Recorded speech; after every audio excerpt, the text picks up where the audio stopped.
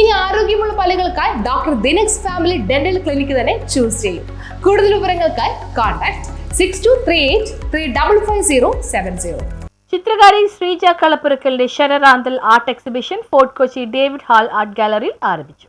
പരമ്പരാഗത കലയുടെ ചാരുത നിലനിർത്തി ആധുനിക ശൈലിയെ സമന്വയിപ്പിച്ച് പ്രകൃതിദത്ത മാധ്യമങ്ങളിൽ വരയുടെ വിസ്മയങ്ങൾ ഒരുക്കിയ ശ്രീജ കളപ്പുരക്കൽ ചിരട്ടകളിൽ രചിച്ച ചിത്രങ്ങളുടെ പ്രദർശനം Sharranthal fort Kochi David Hall art കഫേയിൽ ആരംഭിച്ചു.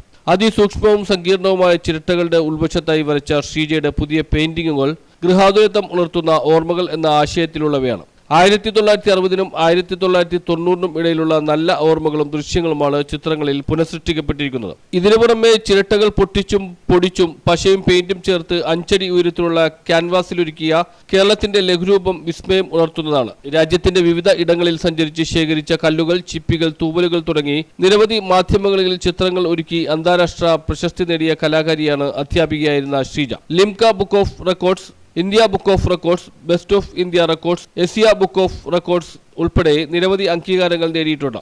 എൻ്റെ പേര് ശ്രീജ. ഇവിടെ ഡേവിഡ് ഹാളിൽ 1 മുതൽ തുടങ്ങുകയാണ്. ഏപ്രിൽ 9 മുതൽ 13 വരെ ശരറാന്തൽ എന്ന പേരിൽ നടത്തുന്ന കോക്കനട്ട് ഷെൽ ആർട്ട് വർക്ക്, ചിരട്ടയിലാണ് ചെയ്തിരിക്കുന്ന ആർട്ട് വർക്കുകൾ മുഴുവനും.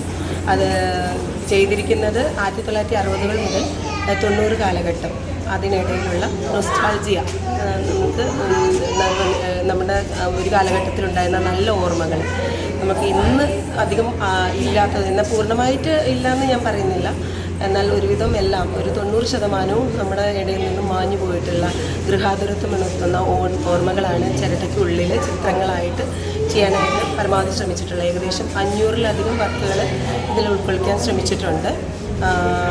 അപ്പോൾ ഏപ്രിൽ 13 വിഷുവിൻ്റെ തലേന്ന് ഞായറാഴ്ച വരെയാണ് ഡേവിഡ് ഹാളിൽ ഈ ചിരട്ടയിലുള്ള ചിത്രങ്ങളുടെ പ്രദർശനം ഉള്ളത്. തീർച്ചയായിട്ടും പ്രേക്ഷകർ കാണുന്നവർക്ക് ഈ 13-ാം തീയതിക്കുള്ളിൽ വന്ന് എല്ലാവരും വന്ന് കാണണമെന്നും അനുഗ്രഹിക്കണമെന്നും അഭ്യർത്ഥിക്കുന്നു. ഏപ്രിൽ 13-ന് പ്രദർശനം സമാപിക്കും. News bureau, fort Kochi.